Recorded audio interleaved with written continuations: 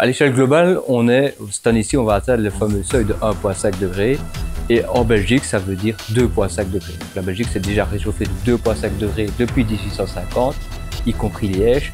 Et clairement, quoi qu'on fasse, on va vers un monde à 2 degrés et donc Liège, une région liégeoise, à plus 3 degrés, clairement. Alors, en Belgique, le réchauffement, ça va surtout toucher les étés. En fait, le réchauffement sera plus fort en été par rapport à la température annuelle. Et c'est surtout l'Ardenne et la région liégeoise qui vont se réchauffer par rapport à la base Belgique où l'océan Atlantique va tempérer le réchauffement climatique. En termes de précipitations, pas de changement de précipitations annuelles, mais une diminution des précipitations claires en été.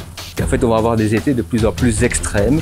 On va avoir des étés extrêmement secs et chauds et des étés extrêmement humides comme on a eu en juillet 21. Et donc, il va falloir faire face aussi bien aux sécheresses et aux canicules qu'aux inondations type juillet 21.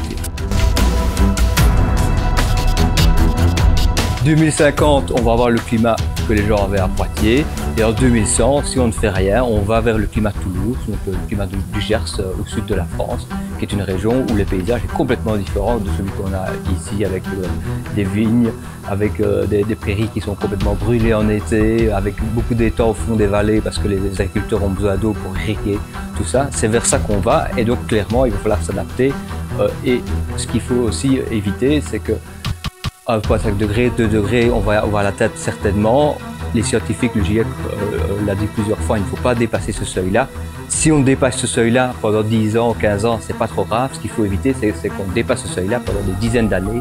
À ce moment-là, on va dépasser des points de non-retour, des points de dépassement, et on ne pourra plus revenir à l'état de la Terre qu'on avait dans les années 80, même si on revient au climat des années 80.